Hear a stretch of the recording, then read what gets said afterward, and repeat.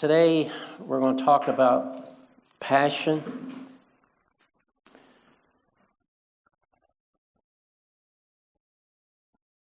You know, if you're not passionate about what you do, you won't stay in it for the long haul. Passion is what keeps you when people desert you, your monthly support falls off, you wonder about this and that and the other, but you keep focused right on the center. We're doing this. God's called us, and we're not turning back.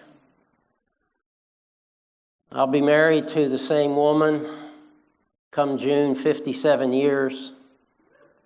And thank you. You don't stay married that long. I'm behind the Evans here, but probably ahead of most everybody else. Without passion, do you? Passion is more than a feeling. And so before we get into the little outline I gave you a teaching outline. I'm not going to teach the outline, you have it. So you can feel free to read through that while you listen to me for a few minutes, and we'll highlight some of that, and then about 10 o'clock we'll open up for questions, answers, comments, whatever you'd like to talk about. But a year or so ago, I wrote, one of my posts was renewing your spiritual passion. A passion for God always begins with your passion for the heart of God.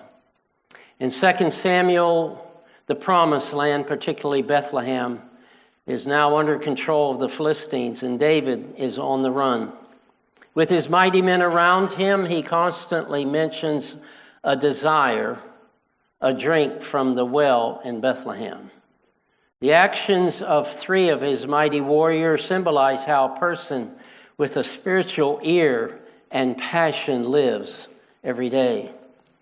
One dictionary defines passion as an intense driving or overmastering feeling or conviction.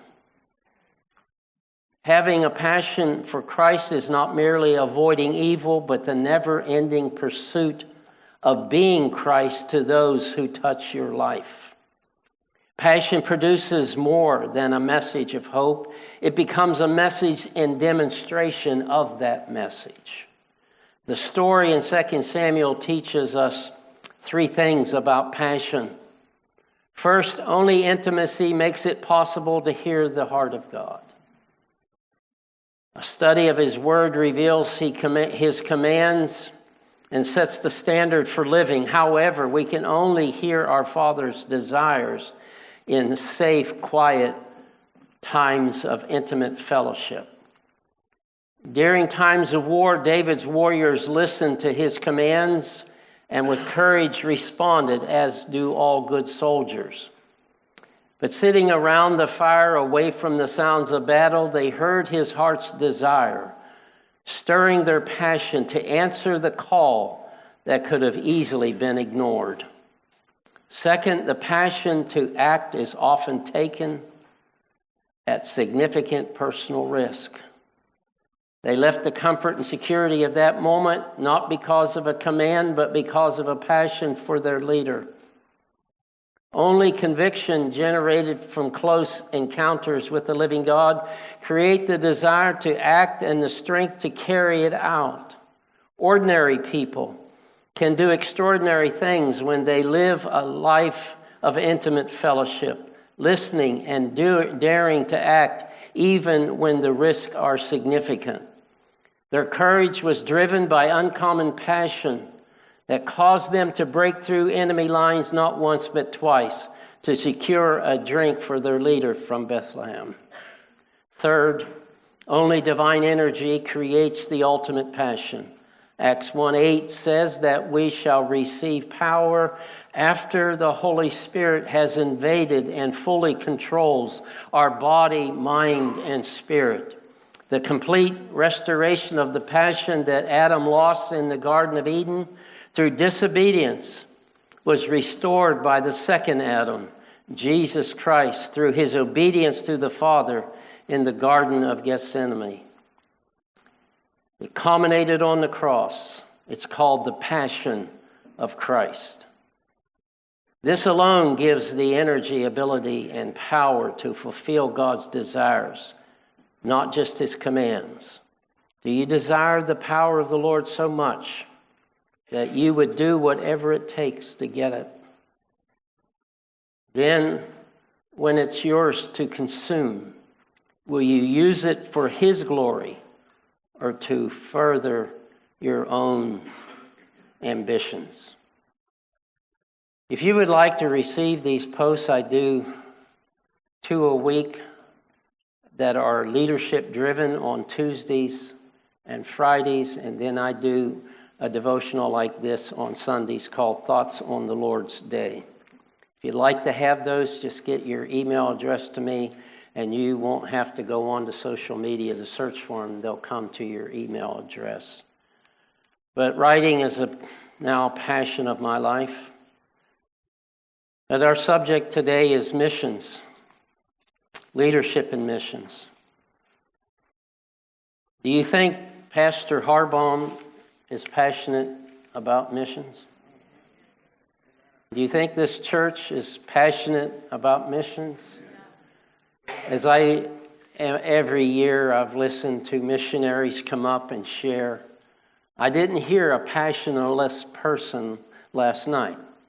Every one of you are passionate about what God has called you to do. You know, missions is not the goal.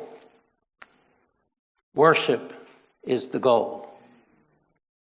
The only reason missions exist is because worship does not. Your mission is to bring people wherever God sends you, wherever you go. Your mission is to bring people to a place of worship. Worship. Adoration. When the whole earth is filled with his glory and all the peoples of the world praise his name, missions will cease to exist. Until then, it's called job security for you. You have plenty to do. And I thank God for that. Mark Twain said, find your passion and you will never have to work another day in your life. I don't think any of you see your call to missions as work. It's what you're called to do. I shared with the church up in Marion on Sunday, be fearless in what sets your soul on fire. What sets your soul on fire? Be fearless about that. If you lack passion, you'll quit when it gets tough.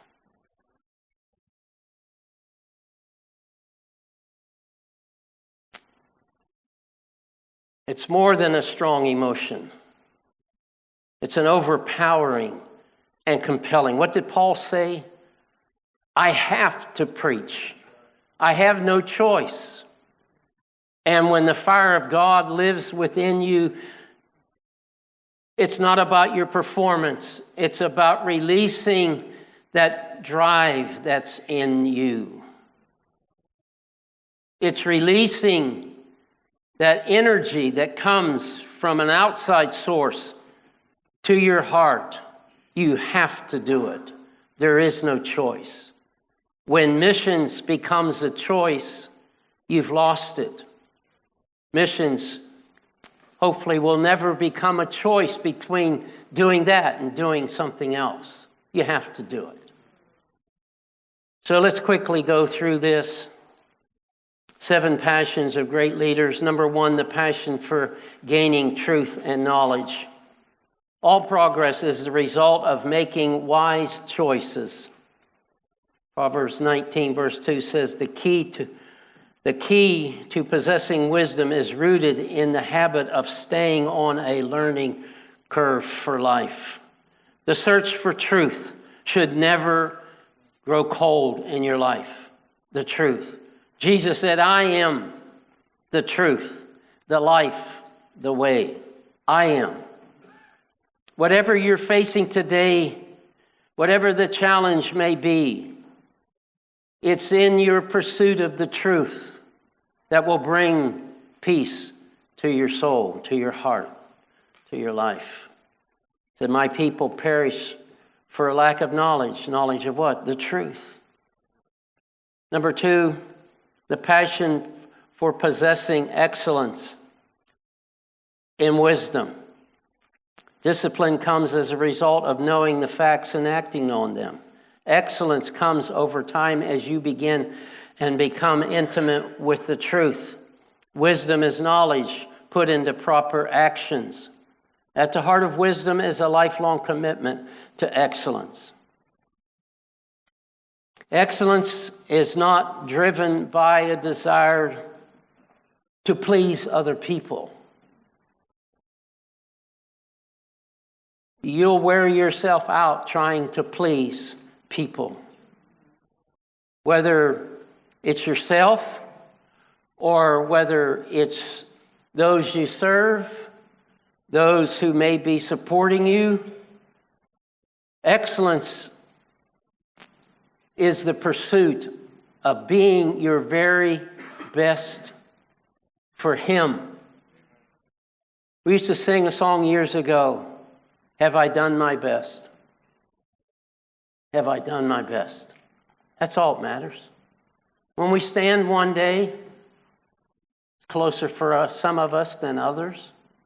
I look out and it's wonderful to see young people just getting started, and the energy and the passion shows in their faces, and they're now the 4-pound canary that's chasing the 500-pound kitty down the alley saying, "You're mine, you're mine." It's wonderful. Then I see those who are rounding second base, going for third. Some of us have rounded third. We're going for home. We don't know if they'll let us up to bat again. It's wonderful to see the generations come, isn't it?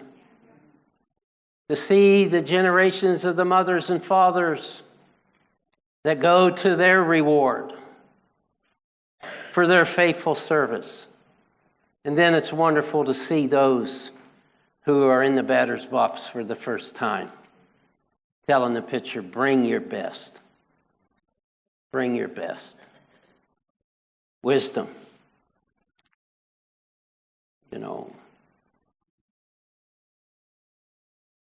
Wisdom it's where it's all at. I'm working with a man who, he's a 4th-generation banker. And he could do anything in this world he wanted to do. And I met him about 7-8 years ago. And his passion now is creating podcasts out of the book of Proverbs. And last count, he had, I think, 17,000 people around the world that watched his latest podcast on wisdom. Now he's got a team. He's got a young man in Munich, Germany, a young man in Naples, Italy, and I'm on a conference call every week with the 3 of them. Technology now has taken him to where he's speaking in languages he doesn't know a word of that language, but you'd swear he did. He speaks it so fluently. And they've got him to where he can now walk, and but it's all done through technology. You know, the world has become consumed about AI and what is it? Chat GDP or whatever it is, bunch of letters. And I share with the young people, and I share with you that are in that age bracket here this morning. God gave the men who created that technology the ability to do that. He didn't give them that ability for the enemy to use it for his purpose, but he gave it so that the church can have a quicker response, a broader response. Let's own that technology because our God gave that ability and that technology to men. So I don't care how smart AI gets. It's still created by a human being somewhere. And we need to reach those people.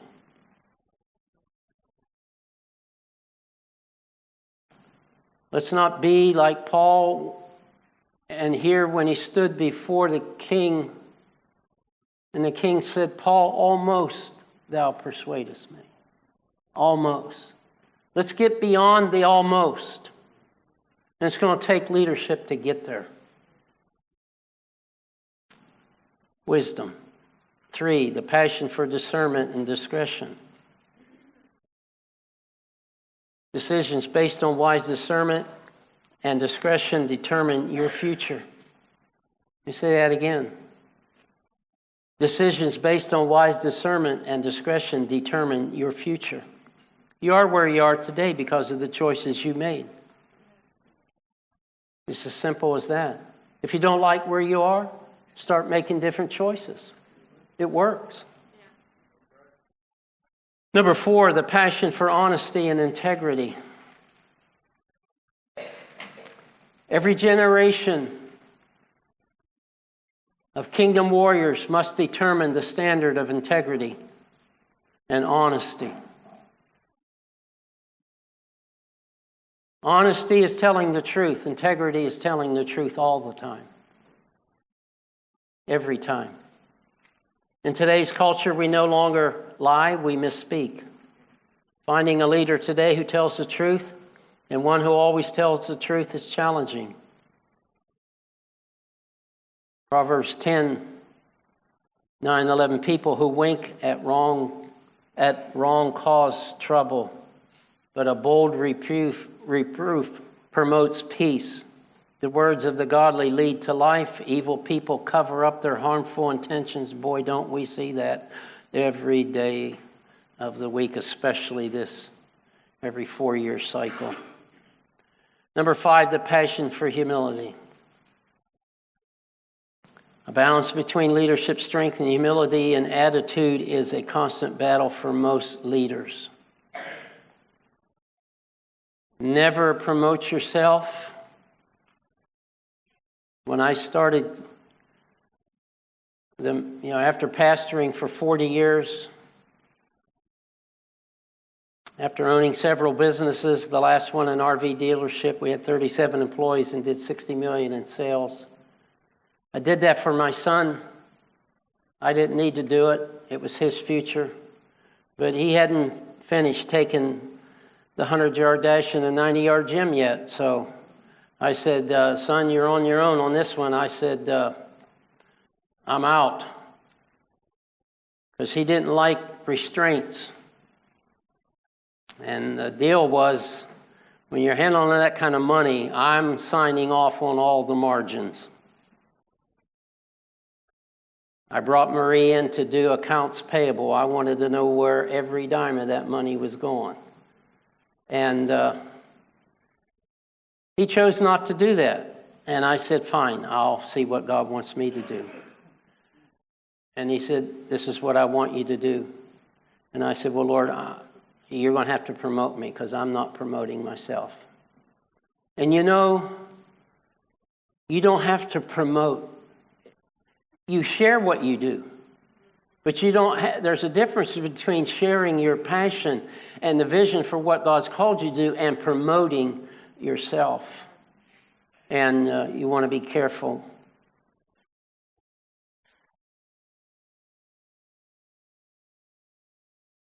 Few people like being around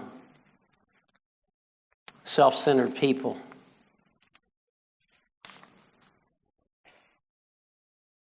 Number 6, the passion for Spirit-led discipline and surrender. We often hear about self-discipline, but this many times leads to self-destructions and dozens of personality disorders so prevalent. Self-discipline is one thing, self-destruction is another.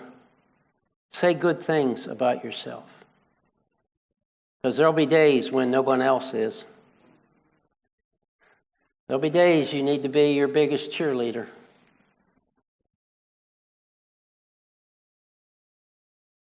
But don't say more than you should.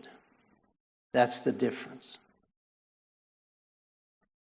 Proverbs 15 talks about a person who neglects himself and despises himself. Despise means to live below your dignity, to down yourself with contempt, and to live without discipline.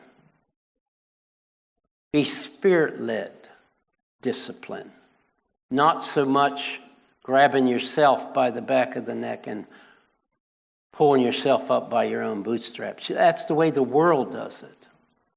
But that's not the way we need to do it. You know, when you many times go out to the mission field, you're there all alone. You're the only one there. Everybody looks to you. And that's when you need that Spirit-led discipline of knowing what to do, what to say. Marvelous message last night by Dr. Barkley on being sensitive and Spirit-led at the moment. You know, I could spend the rest of the morning telling stories, but I've had 2 contracts on my life by the gangs in Chicago, one by the Mexican Mafia and one by the El Rukns. And they challenged me one day, stuck about an 8-inch blade in my chest and said, "What will you do if we kill you right now?" And I said, "Well, you can't kill me." "Oh, yeah, we can." I said, "No. The only thing you can kill is the tent I live in, but you can't kill me. But if you decide to kill the tent I live in, for me, it's hello, Jesus. Somebody kills the tent you live in, who are you going to say hello to?" Now, those kind of things have to come up out of your spirit. You don't practice those things. You don't pre-plan those things. I think Pastor Ken and Pastor Ben and others have been at that outreach center on Sheridan and Lawrence. You didn't go out walking after night. We locked them in the building. But you don't walk in fear. But you walk where the Spirit leads you to walk, and you walk with the confidence that God obviously put into Pastor Barkley last night through the places that God has sent him. Proverbs 1:32 says, "The complacency of fools will destroy them." Discipline and surrender for Christian leaders should not be a work of the flesh and should be assigned to the will of man. Number 7, the passion to live within limits. Know your limits. I can stand here and tell you that 45 years ago, I overran my limits. I got out over the skis, as they say, and found myself walking the beach of St. Augustine, Florida, saying, "God, where did I go wrong? Where did I go wrong?" And I started picking up seashells to have something to do. Marie and I were staying in a little pop-up camper that I had. And for something to do, I started picking up seashells. But I saw some of the other pickers, they got the big ones. And I got some nice ones, but no big ones. And I stopped one of them one day. I said, "Where do you get those big ones?" He said, "Well, you got to get out here earlier, and you have to go down right where the water comes in, and it's going out, right at that line." And he said, "A lot of times you'll see just the top of it, but you have to get down and dig them out." So I started getting some nice ones. But all along the beach there in North St. Augustine, it says, "Strong undertow, rip currents. No body surfing, no swimming, stay out of the water." Well, I'm down there one day and I'm digging one out, and I turn, there's about an 8-foot wave staring me in the face.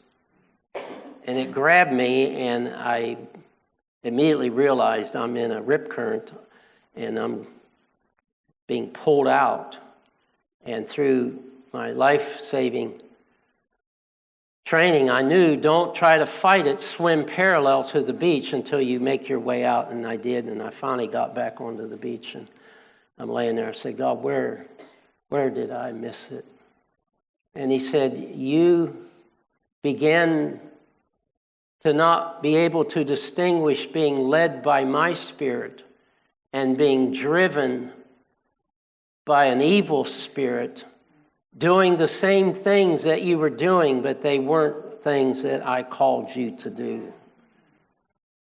It took 6 months for me to be able to recover because of not understanding, learning to have a passion to live within limits. Reminds me of the story of the guy driving a truck for a pet supply store. And person was following him. Every time he got to a red light, he jumped out with a 2x4 and kept banging on the side of the truck. And the light would turn green, and he'd jump back in, and he'd go to the next light, the red light. He'd jump out with that 2x4, and he'd bang on the side of the truck. Finally, it became overwhelming to the person following him. They flagged him down. They said, "What are you doing? Why are you banging on the side of the truck with a 2x4 every red light where you stop?" He said, "Well, this is a 2-ton limit truck, and I've got 4 tons of canaries in the back, and I have to keep half of them flying at all times."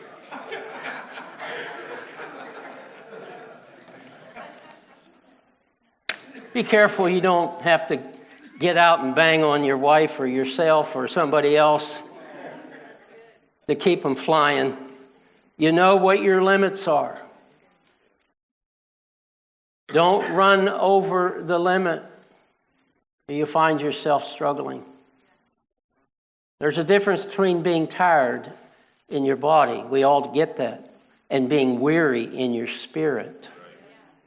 Because when you become weary in your spirit, then the enemy knows, I've got an opportunity to come.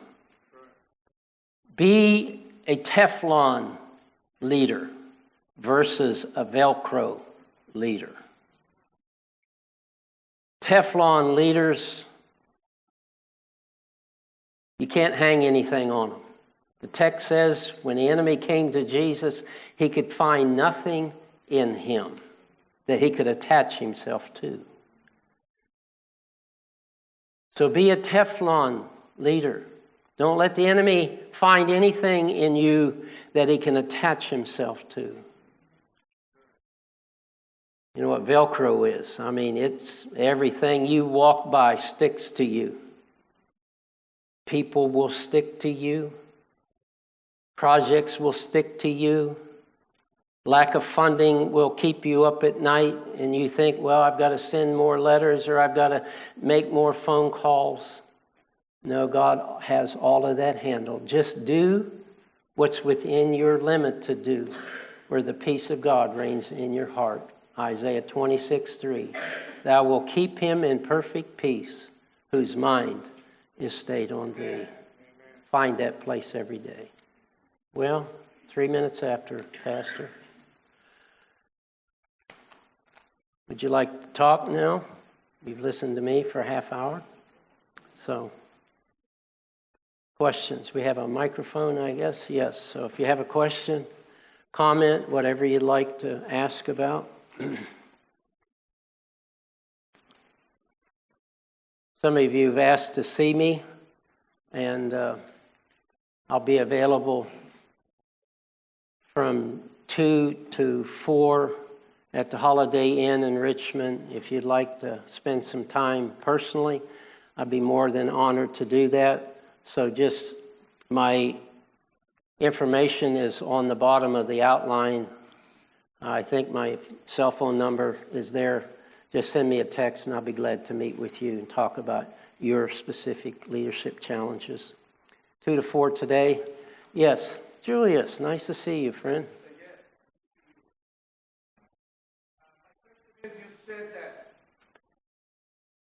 You do whatever it is in your limit.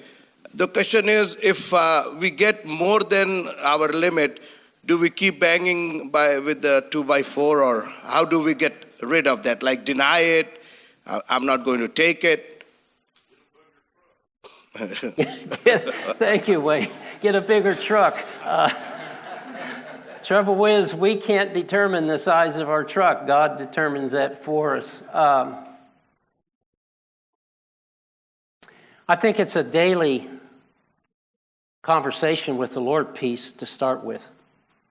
But if you're married, I think your wife will help you with that. Or if you have a companion in ministry, talk about what are our limits. Now, you have limits physically. You have limits emotionally. What's the Old Testament example? Moses was wearing himself out. And what did his father-in-law tell him? Delegate. Now, there's a difference between delegating and deferring.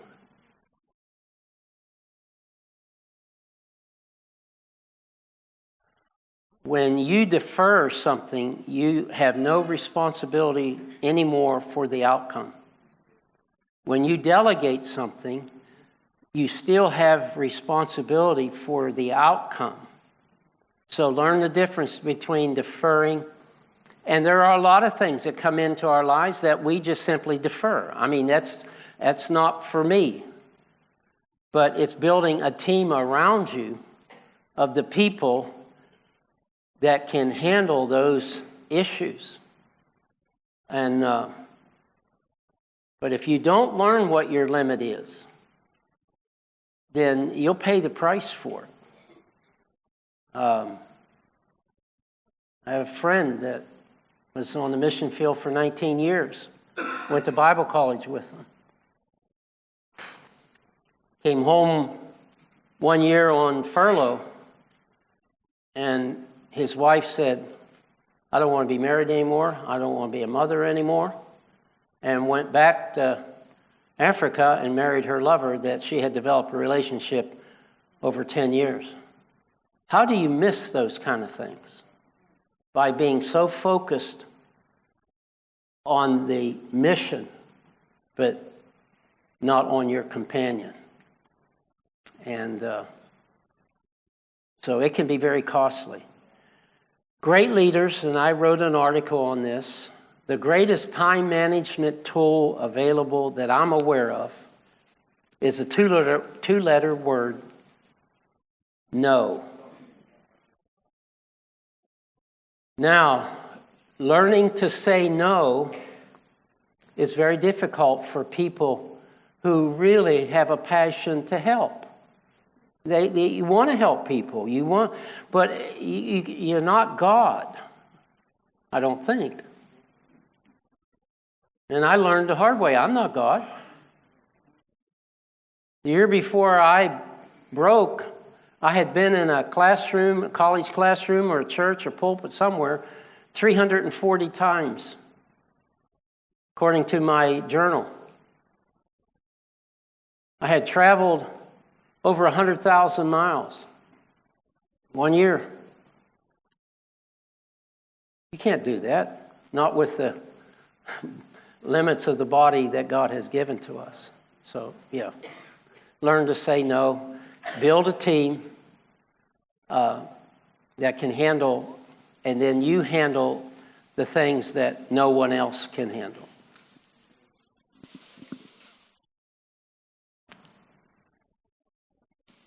Yes, sir. I guess a follow-up question on that. I always see a lot of push in leaders to, perform, excel, and produce. And so in that idea of saying, okay, we have a limit, what do we do with the maybe dreams, plans, and things we would like to do, but maybe we don't have the manpower to do that or the resources to delegate it? What's a good idea or a good thing to do while that develops, I guess? Number one, be content with yourself. Be at peace with yourself. If God has put this in you, then there's a timing for it. Be at peace if you're married with your wife, your partner. Be at peace if you have children. Because you're a pastor or a missionary or whatever in the kingdom, doesn't mean that you neglect yourself, your family. That is God's first assignment for you. And, how many preachers' kids don't want anything to do with what you're giving your life to do? And I'm guilty. Because I grew up listening to maybe I had the wrong ones, I don't know, but all I heard was, well, I'd rather burn out than rust out. Anybody hear that? They're both stupid.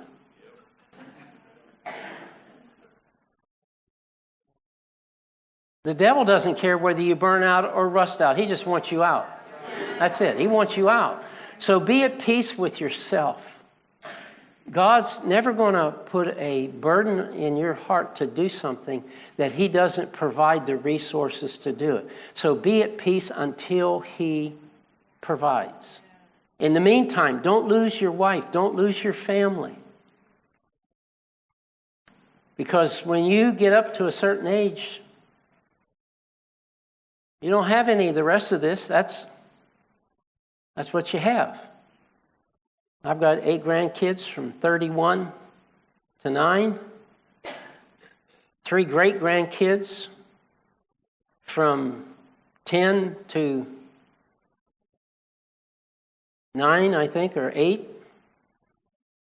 And in their world, I walk on water. Man, Pappy can do no wrong. Part of it is that several of them now have Cash App on their phone. And they know how to use it.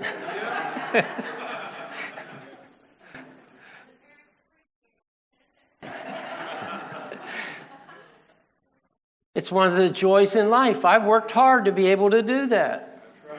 Right? Enjoy your grandkids. But Jerry, I hear you. And that's that balance between being at peace and being irritated and agitated because God, you gave me this. Now where's the provision? And again, appreciate so much what you said, Pastor, about leading across cultures.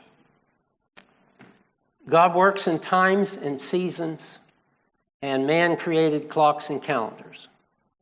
And clocks and calendars usually create a lot of stress for you if you don't understand times and seasons. and relate that to the calendar and clock rather than the clock and the calendar, and trying to figure out how to fit all of this in.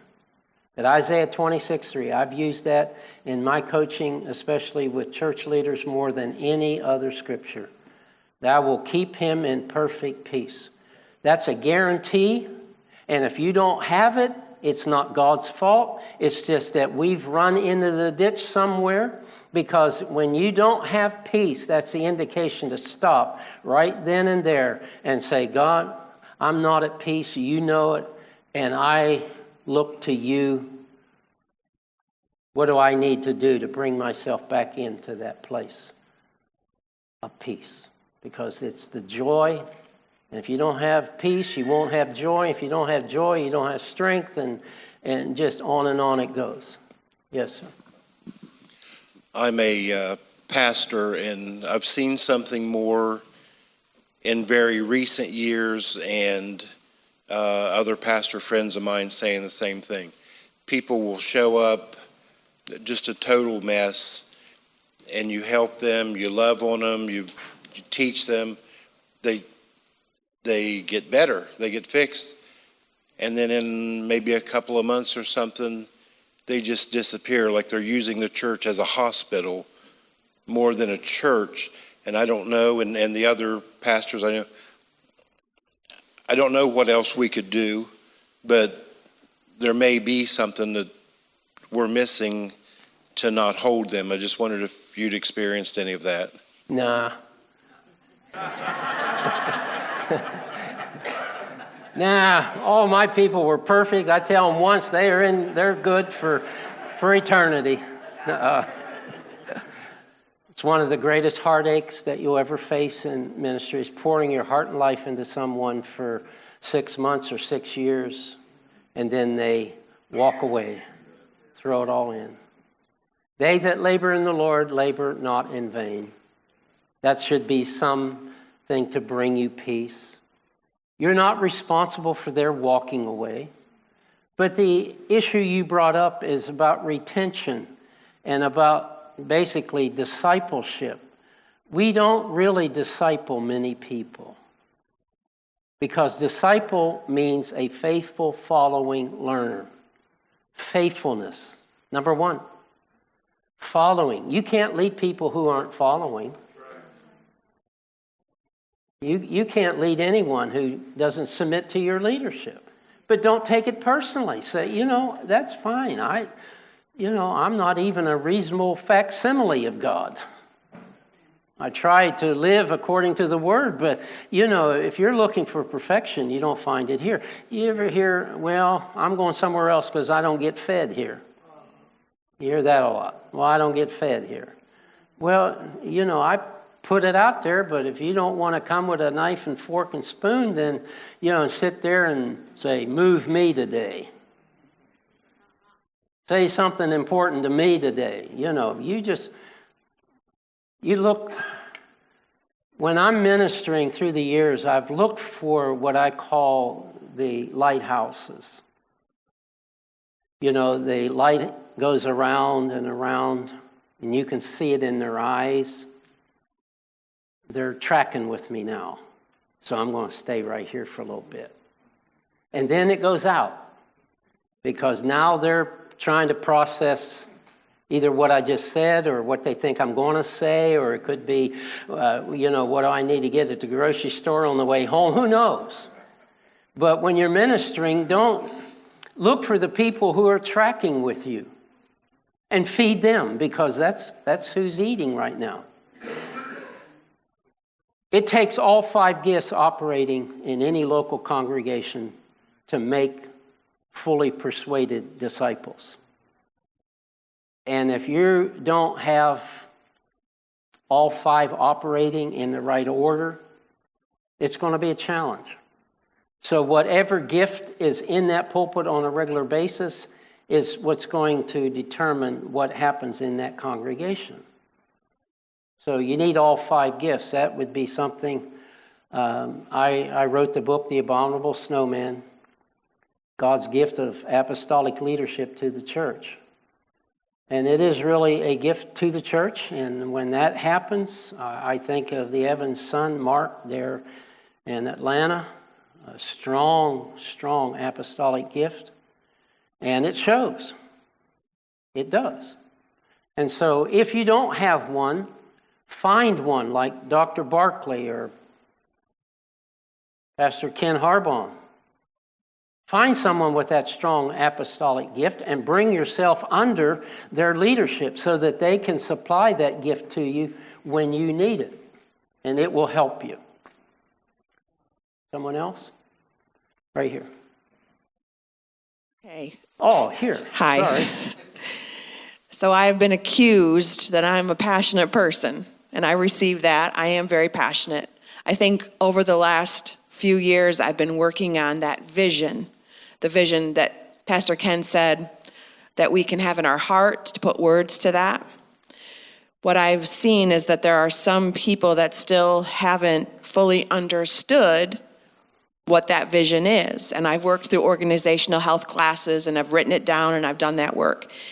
Am I still lacking something that I'm not able to explain it, or are the people that I'm explaining it to, they're never going to get it because they're not catching on to what God is doing? Great question. I hear a lot through the years. Well, I've told them, and I've told them, and I've told them, and I've told them. And I say, telling is not teaching. Listening is not learning. So you tell them, and then you say, tell me what I just told you. Well, I've shared, we have a vision week, or we have a vision day. And I said, and you share all about the vision, and the vision day, and the vision week, but then it goes on the shelf for the rest of the year, and we'll have vision week next year. No. It's like getting vaccinated. When I went to grade school, we only had 2 vaccinations. And let me tell you, if you're subjecting your children to the 75 required vaccinations now in this country, you're poisoning your child to death. I don't know where all this stuff came. Well, I know where it came from, but anyhow, we got the smallpox vaccination. You have a little mark on your shoulder. Well, some kids it didn't take. And so they had to get vaccinated again. And when it comes to vision, whoever is in your purview, you vaccinate them every time they come. Every time they come. Every day is vision day. But leaders, many times, they'll get started into a vision and then they get caught up in the details and the weeds, and the vision just kind of loses sight. You should be able to give your vision in 100 words or less. So I would suggest you or anyone, write your vision for your ministry in 100 words or less. And memorize it till it gets to the place where anybody asks you, what do you do? In a minute and a half, you can tell them. This is what we do. This is why we do it. This is how we're going to do it. And here's how you can help. So just vaccinate them. Yeah, you'll wear some people out, but that's okay. The ones that love you will stick. Anybody else? Back there and then up here. Uh-oh, I'm in trouble. Thank you. 2 days in a row. My name is Wilson from South Africa. Thank you very much. I think we are learning a lot because I'm trying to connect the dots. Pastor Ken talked about the vision that other day, and Dr. Robinson now is taking on us on leadership, planning. Today we're talking about skills or knowledge. But my question is, they say wisdom comes with age. What will be your comment on that? Will there be anything because of my age which I might miss in my quest to be a leader in my area of expertise? notwithstanding the fact that as I wait to grow and mature, I need to do as you have indicated, I must pursue knowledge. But are there any things which I might need to be, maybe it's limits which we talk about, issue of age and maturity? Should I stress myself if there are things which I'm failing because I'm still younger, which I might catch up as I grow, sitting under the leadership of a mentor like yourself and Pastor Ken? That's the first question. Secondly, which of course will be experience versus experimenting. Is it dangerous to experiment? Second question is, help us or me to define these words, because when I struggle when I'm reading the book of Proverbs, but thank you that you have put all those words which are always confusing when I go through the book of Proverbs.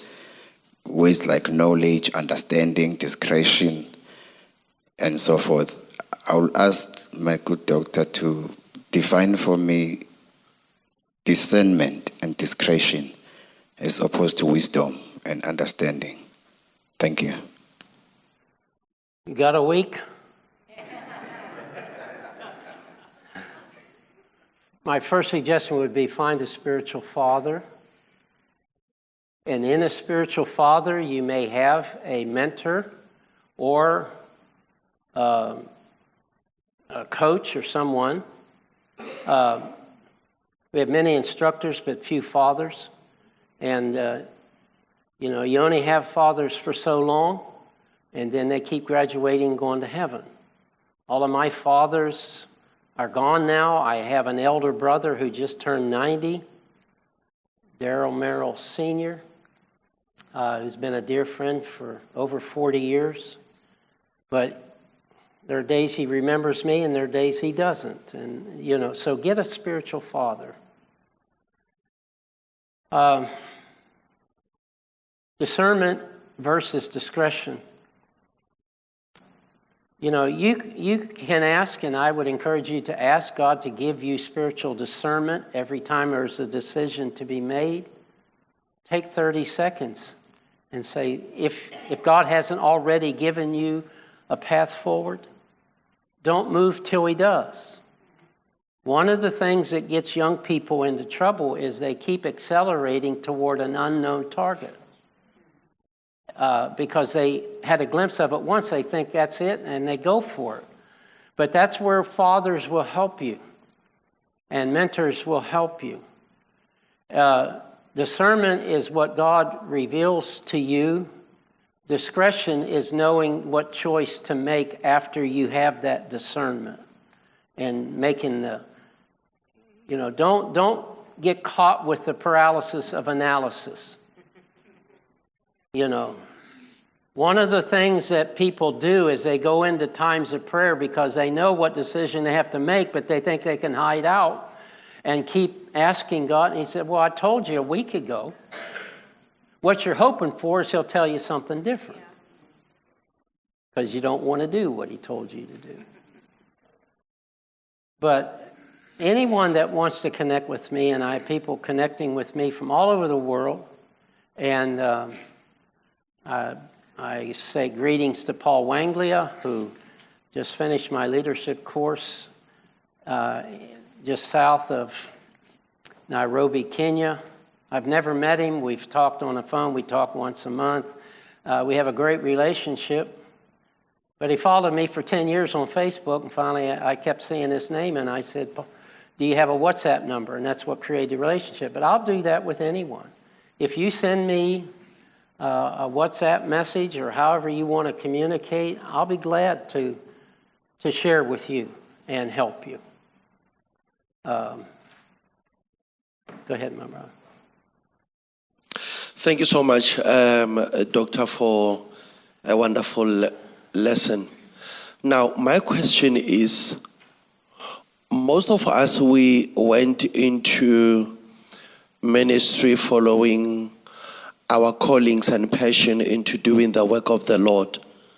But we're living in a time whereby most of the ministers of the word are facing burnout. And on that regard, how do we help each other when I realize that you have lost your passion to do the work of the Lord and I'm still in the vineyard to do the work of the Lord? How do we soldier on together and help to revive that passion again to get you back on the track? Thank you. When you lose your passion for the work of the Lord, you've lost your passion for the Lord. That's it. And so your friend, whoever you're talking about, I would stop the mission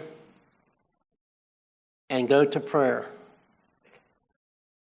and kneel down and stay in an attitude of prayer, in a position of prayer, and pray for your brother or sister. Something's going on in their life. You know, life has a way of draining you.